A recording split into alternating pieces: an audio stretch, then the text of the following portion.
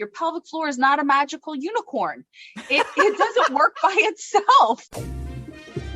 Hey there, welcome to Charting Toward Intimacy, where we're expanding the natural family planning conversation. I'm your host, Ellen Holloway.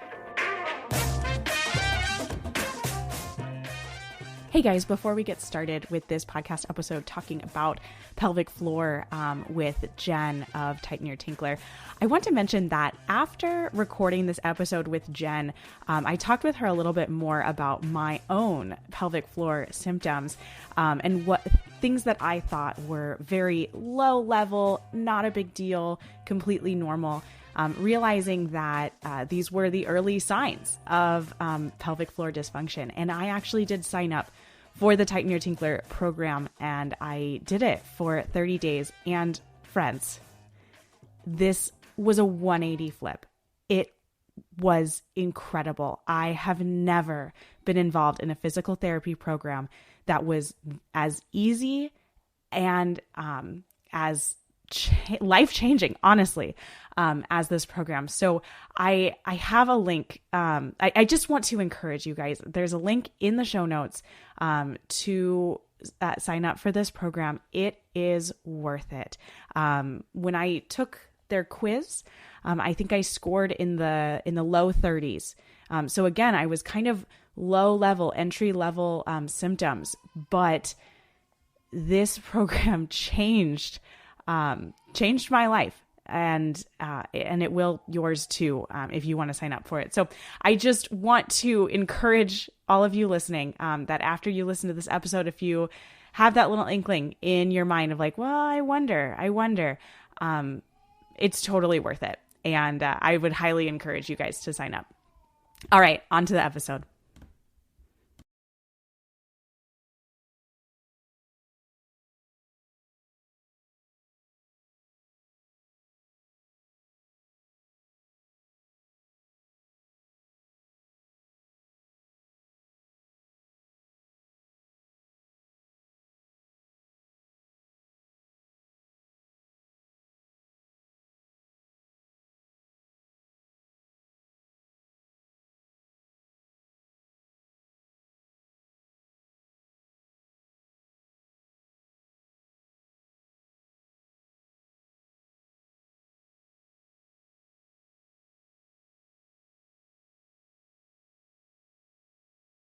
All right, everybody, we are here with Jen Lormond, and she is a part of Tighten Your Tinkler, which is a fabulous name for your company.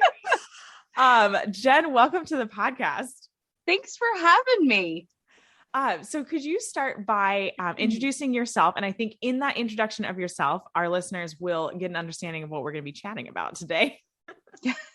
Yes, I am an exercise physiologist and a mom of 3 boys, 18, 16, and 8. And basically, I have stage 2 prolapse of all 3 vaginal compartments. And that's really what got me on the journey of holistic women's health and creating the protocol that Christina and I use. While we did create this protocol first for ourselves, we also, because we're super big nerds, took the time to do a university research study to prove that this protocol actually does work. So we are published in several different medical journals, one being the Journal of Women's Health Physical Therapy. So this does work. We have repeated the process over and over again. And really, I think the 2 things that your listeners will be very excited about, as I was very excited about being referred for a full pelvic floor suspension surgery, is this protocol does not require you to do Kegels. So no guessing about, am I doing this right? This feels weird. I'm not sure. It also doesn't require you sticking anything into your nether regions, as we like to say. So you are not penetrating yourself with anything. You do not have to further lose your sense of dignity that a lot of us struggle with when we have the falling of the pelvic organs and some of the issues that come with that. You are not having to be penetrated by someone else with a device, nor are you having to do that to yourself. So that is really exciting. It's one of the things that I love about personally using the protocol. And yeah, it's just been an amazing journey for Christina and I, helping women get back their quality of life, doing things with their children that they were not able to do previously, sleeping through the night without having to get up and pee 5 times a night, because that is another thing that happens with this. Yeah. Not feeling like you want to hold yourself like a 2-year-old that has to potty because of all the downward pressure that a lot of women feel. So many things. And so, yeah, it's been a wonderful, blessed journey. That is amazing. And yeah, I mean, I think when we hear pelvic floor, we automatically think Kegels, or Yes. we think, a dilator set, which neither of those sound all that interesting to me. No. Particularly not the dilator set. And that, I mean, that's like that's one of the most common things, like when people have pelvic floor, or, when they have pain with sex. Sorry, that's what I was trying to say. Pain with penetration. It's like, oh, well, clearly you just need a dilator set. And that just, whenever I've heard that just has not sat very well with me, because I'm not really interested in penetrating myself. I understand it is, it's for a therapeutic reason. There's nothing morally wrong with that, but it doesn't feel right. And the reason it doesn't feel right is because that's not actually how our bodies were designed to work. That's We're correct. supposed to be penetrated by one thing. Yes. I think we can all guess what that is. Well, and it's a Band-Aid fix. I mean, most women that we work with that are dealing with pain upon insertion really have an over tight pelvic floor. So when you're using something like a dilator and you're having someone else penetrate you with this, or you're trying to figure out the right way, it makes you contract and tighten up and tense up. So all it does is further perpetuate the issue that's causing the problem. Definitely. Right? There's a better way. You want to get to the root cause. So, you have to address the tight hip flexors. You need to calm down the nervous system. You need to rebalance the strength of all of those muscles that work together, because we all like to talk about our pelvic floors as being the issue. Christina and I always say your pelvic floor is not a magical unicorn. It doesn't work by itself. It works. God designed our bodies to have our pelvic floors work in conjunction with our deep abdominals, our back extensors, our hip rotators. All of these muscles are meant to come on board together without you having to think and brace. Like there's a lot of teaching of bracing the abs and kegling and holding. Our bodies weren't designed to function that way. And if you're functioning that way, where every single time you go to lift your child, or you're trying to do something, active in your life, and you're bracing, that's another Band-Aid fix, because you're creating negative downward pressure, which in the end of this, if you're dealing with prolapse, it makes everything worse. So, what we do is really try to reboot, this is what we do. We reboot the foundational muscles and your nervous system. There's a lot of different things. We call it dysfunction because it's multi-system that are dysfunctioning here. It's not just one thing that's isolated. So really, to get to the bottom of this and get to the root of it, you have to address the pressure issues. We do that with diaphragmatic breath work, and we teach a pelvic organ decompression position, which feels great. You have to address the nervous system piece, because if you're having pain with intimacy upon insertion, that means you're spun up. So you're probably dealing with some anxiety, and that stems from that fight or flight system. So we need to decompress that vagus nerve and get ourselves back into that rest and digest, or rest and relax system, because that's the only way we're going to get those muscles to come out of that I'm holding on for dear life. If I let go, bad things are going to happen. Right. And then we have to rebalance the strength because yes, during pregnancy, things happen. God designed our bodies so that our abdominals can separate at the front to accommodate for our expanding bellies. God designed our bodies so that, our pelvic floor is going to stretch. We need our pelvic floors to stretch so that we can have a vaginal delivery, right? All we need is a little gentle nudge, as Christina and I like to say, to get the body rebooted and back on board, supporting you in the way it was designed to support you. Yes. Oh, I love all of these things that you're saying. I was imagining, if people are having a hard time understanding this connection thing, I was just thinking about how sometimes you can get a headache because you have back pain, because you have a tight back and you have a tight neck, then you get a headache. The headache is like the pelvic floor dysfunction that you're having. And the neck and the back tightness, that's what Jenna's been talking about with these, your hip flexors and your abs and just, that gentle nudge back in the right direction with all of these muscles that are supposed to be working together. I love what you're saying about it's not a magical unicorn. It's not on its own. No part of our body. That's right. Is on its own. They all work together. Oh my gosh. I'm just going to throw some theology of the body in here. Right.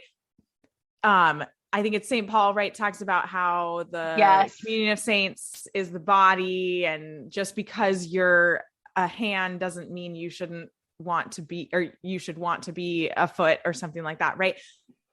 He's saying that the whole communion of saints works together. The whole communion of our humanity works together. If our body is an image of God's creation, if our body is an image of God, then why wouldn't our body all work together in the same way that all of creation works together? No person should be on an island. Therefore, your pelvic floor should not be on an island. I love that. Yes. So, right. And the Western medical system right now, unfortunately, is telling women that these things are normal, that they're common, right? Mm-hmm. And so here's this pill to fix the fact that you're peeing more than 10 times a day. Okay, we'll fix that. And then you'll get, side effects because you haven't gotten to the root cause. Yep. And here's this surgery. Oh, you're having problems with your uterus? Let's just go ahead and take that thing out. We'll get rid of that problem. No worries. Yeah. Let's just remove the ultimate piece of femininity that you have in your body and call it good. Yeah. Let's not even investigate. Not even investigate the root cause. But the fact that our society thinks that having a full hysterectomy is no big deal is ridiculous. Because I know women who have had to have hysterectomies for, valid medical reasons. Thank you. And it is very hard. It is very painful. There is a lot that is lost in a hysterectomy. It is not just a medical procedure that you check the box on. That is a really, really big deal that digs down to your ultimate identity and dignity as a human person, and particularly as a feminine human person. I could go in deeper, but that's not what we're talking about today. I so agree with you. I couldn't agree more. Here's the bag of lies that we've been sold, that there are quick fixes for these issues. And the truth of the matter is that there is no quick fix to these issues. You can do the work to reboot your body's natural system, right? Your body's natural capabilities, which takes time. I'm not sitting here telling you, hey, implement this program and in 10 days, you're going to be all better. Right. It's 30 days to feel the difference. But I will sit here and tell you, if I don't implement this protocol 5 times a week, I'm going to have symptoms. It's an ongoing thing that I have to do, that I choose to do because I don't want to have surgery. But, popping a pill or having surgery.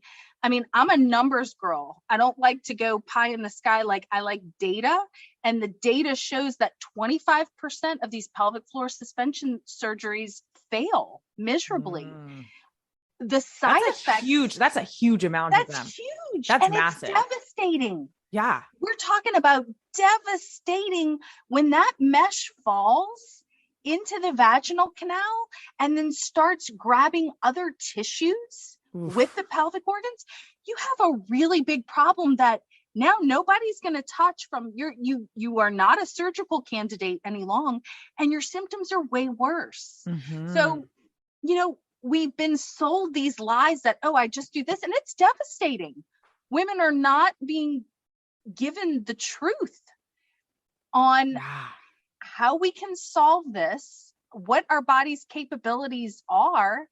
And, that is part of Christina and I's mission. Yeah. Oh my gosh. And and this extends out in so many different places in women's healthcare. I was actually just texting a friend last night, and she was like, women's healthcare is such a joke. It's not healthcare. And I'm like, yeah, it's more like women's hurt care. Like it's really not actually helping us. And this is one facet of so many things we could talk about. The pill, we could talk about, any kind of contraception, actually. We could talk about just the fact that doctors don't really listen to women. And they're or so shame them. Or shame my them. Experience is I literally saw my bladder falling out. I was having a lot of downward pressure, like end stages of pregnancy. And I was like, something is wrong. I need to look and see what is going on down there. And I always say, I don't know if you're an art lover, but like, I grew up like with Georgia O'Keeffe. Yep. And I was like, my Georgia O'Keeffe turned into a Picasso. I don't even know what's happening down there, but I see something coming out of my body. Like I'm telling my mother this. And I mean, I'm laughing now, but I was crying. Oh yeah. But I went to my OB, who was wonderful during my pregnancy. I felt very taken care of. And what did she do? She shamed me. She said, this is not bad, Jen. My rectocele is worse than this. I was asking for a referral to a urogynecologist because naturally I had done my own research before going. Of course. Yeah. And I think we're very similar in that, Jen. Yeah. She's like, you don't need a referral. This isn't that bad is what she told me. Oh. And I was like, listen, I'm not leaving here without a referral. I don't care essentially what you think. I want to know what a urogynecologist thinks. And I remember I called it like my walk of shame because she left the room, went and told her nurse to write the referral because I needed that with my insurance. And I walked out of the room to the desk and like she was giving me dirty looks. The nurse was like, here you go, like wasting my time. I get into the urogynecologist's office. He examines me and he's like, I mean, this is stage 2 prolapse. It's time for surgical intervention. Oh my God. And I'm like, and this isn't that bad. Yeah. No, that's just normal. That's what happens after a couple kids. A lot of women's stories. OBGYNs are great at getting babies out of the womb, but they are not equipped necessarily with the information to be able to diagnose this stuff properly. And because they're uneducated, many of them are just like, I see this all the time. This is normal. This is just what happens when you have babies, and that's what women believe viscerally. And so they have that one conversation and then they just start stuffing this and thinking, well, I can't do anything about this. There's no hope for me. There's no help for me. And then it's years down the road as this stuff gets worse. The pee leaks get worse, gas leaks, pain, pressure, back pain with intimacy, either during intimacy or after intimacy. I mean, these are all the things that we're talking about. And it's a travesty. I mean, it is wrong, and I can't say, I do have empathy for the practitioners in the sense they weren't taught this stuff. I mean, it's not necessarily, I don't want to like point the fingers at them and say, you're wrong. She was wrong for shaming me, but Yes. she wasn't educated enough to understand that, this was actually pretty bad. Yeah. I wasn't crazy or making this stuff up, which a lot of women are accused of too. Right. Right.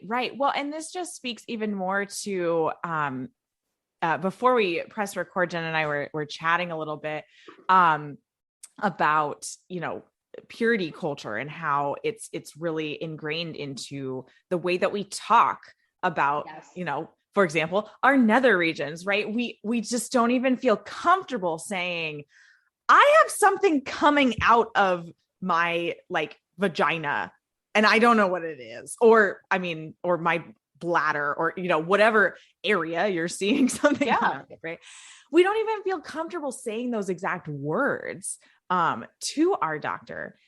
And in part, that fear is justified because we have a fear of then getting turned around and shamed by our doctor in the way that Jen was. And I think a lot of people listening probably have similar experiences. I've had experiences, not particularly with pelvic floor things, but things I brought to my doctor and, oh, no, that's not a big deal. And I was like, okay, great. I'm going to go find a new doctor now. Which, a lot of us don't have that freedom to go and find a new doctor. We're kind of stuck with the doctor that we have. But while that fear might be justified in that sense, it is not at all justified in your dignity as a person. You should not have a fear of going to the doctor and saying these things, and talking about your body parts in the words that they actually are, your vagina, your vulva. These are scientific words. That's right. No, you're exactly right. Well, it's a problem because I've taught all of my children their proper body parts. Mm-hmm. And if they say penis at school, they get sent to the principal's office. That's a bad word. That's the same thing as saying vagina is a bad word. Shoulder. I agree. I 100% agree, but there's the problem. It gets reinforced as if I say this word, I get in trouble. Mm-hmm. Yeah.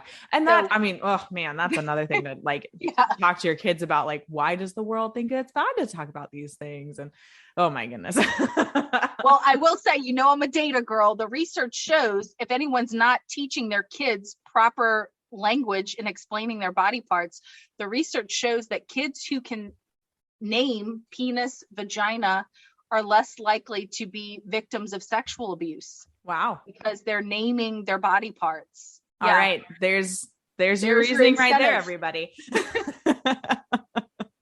Oh man. And this reminds me of an episode. It's probably kind of a while back now. That when Kathleen and I talked about just funny things that happen when you talk about NFP in your household with kids. And she was talking about how her son saw a skull of I want to say maybe a ram or something like that. And said, "Hey mommy, that looks like a uterus." And she's like, "Yeah, it does." Good job. That's awesome. That's awesome. Right? Isn't that fantastic? Gosh, kids are great. Oh, they are. Look.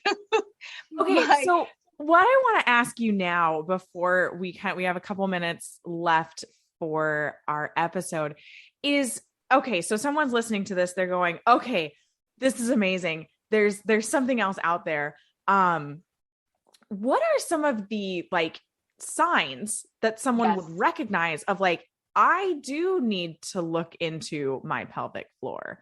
Is it just kind of if you've had a baby, you should probably look into your pelvic floor, or are there specific things that we might feel or see or experience? Let me say, this will not hurt you. It will only help you. So if intuitively you're questioning, is there something going on? There probably is. See, I'm sitting here intuitively questioning, is there something going on? So I'm going to go through the litany of things that are associated. And we have a quiz that women can take. Like, is this really for me? We have a quiz on our website. I can send you the link as well. Oh, great. I can put that in the show notes. That's great because it helps connect the dots between, oh my goodness, all of these different things are related to my pelvic floor. Yes, they are. So this can be, a lot of the common stuff are bladder issues. So, and I want to be clear, this does not matter how much water you are drinking in a day. Okay. Your bladder is capable of holding the fluid. Okay. So this is not about, but Jen, I drink so much water. That's the first thing people tell me. I drink a lot of water too. I still don't get up at night to pee, and I still don't pee more than 10 times a day. So we have a bladder diary in the program, and you can simply do this on your own, like do a little tick mark every single time you go to pee each day. Mm-hmm. If you're peeing more than 10 times a day, that you have a frequency issue. And typically that means that you're not emptying your bladder fully.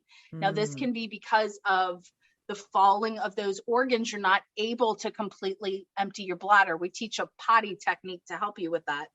But so it's peeing more than 10 times a day, leaking pee, either when you're coughing, sneezing, jumping, laughing, like if you've given up jumping jacks because you leak pee, or all of a sudden you feel like you need to pee and you're like, holy smokes, if I don't make it to the restroom very soon, I'm going to leak myself. So if you're having urgency leaks or stress leaks with jumping, coughing, sneezing, laughing, or some women, particularly if they have an over tight pelvic floor, which would mean they might be having pain upon insertion with intimacy, or they're dribbling pee when they're having sex or after they have sex. That's also a telltale sign of hypertonic pelvic floor. Another sign would be you pee, you get up and you dribble. That's a sign of a hypertonic pelvic floor. The muscles won't let go to relax the opening to be able to allow you to completely empty your bladder. So I'm getting into some of the nuances, but these things matter. Yeah. Yeah.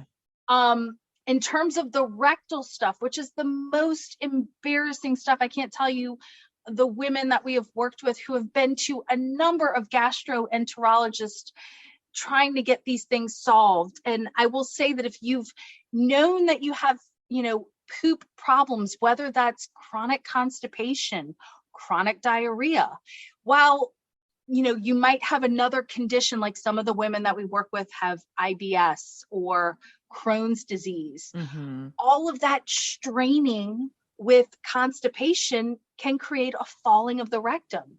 So this becomes a secondary condition because of all that stress, that downward pressure, or same thing with chronic diarrhea. The symptoms are a little bit different. We have a great YouTube video, I will say, on like 10 signs you have a rectocele.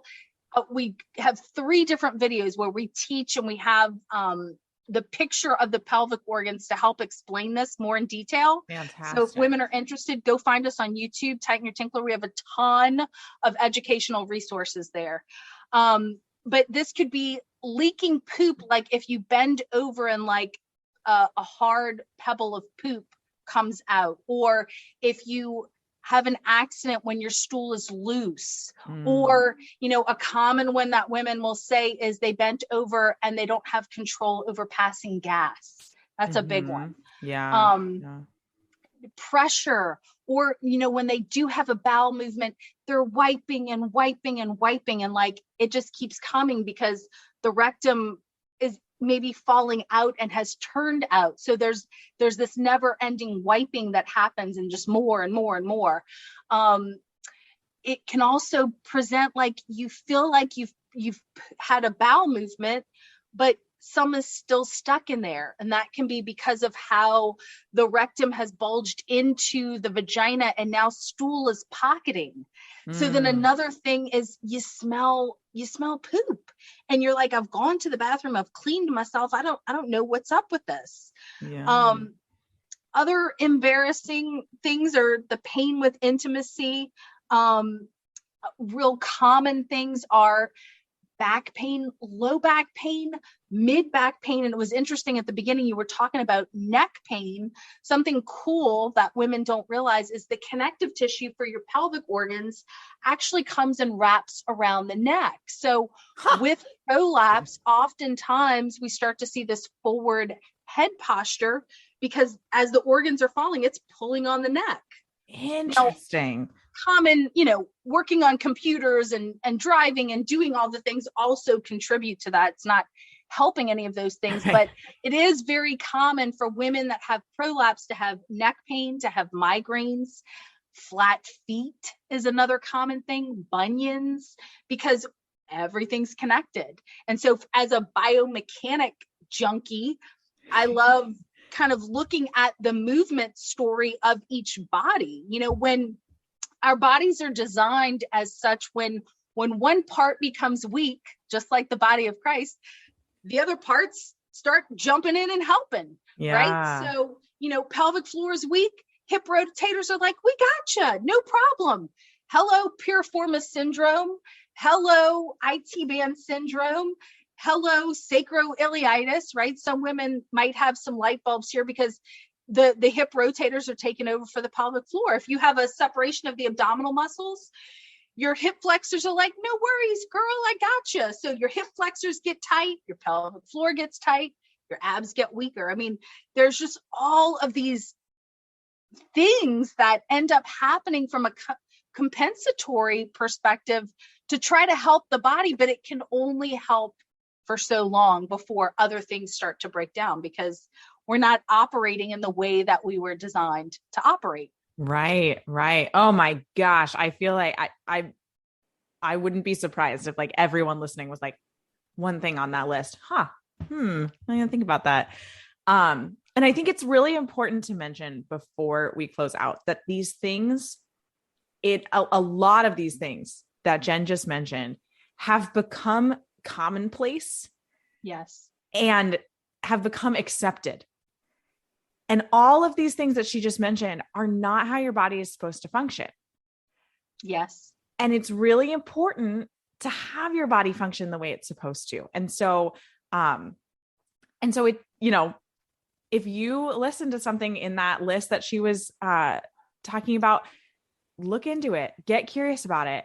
And maybe look into Tighten Your Tinkler because these are really important. It's really important for your body to work the way that it's supposed to. And just because they've become commonplace does not mean that they're normal. We talk about that a lot on this podcast, right? We talk about like pain with menstruation isn't normal. It's commonplace. It's not normal. This is the same, right? These pelvic floor issues are commonplace, but they're not normal. And you don't just sit in the irregularity. Make a change. I love that you said that. And Ellen, just to piggyback on that for women who are thinking, okay, well, what is this?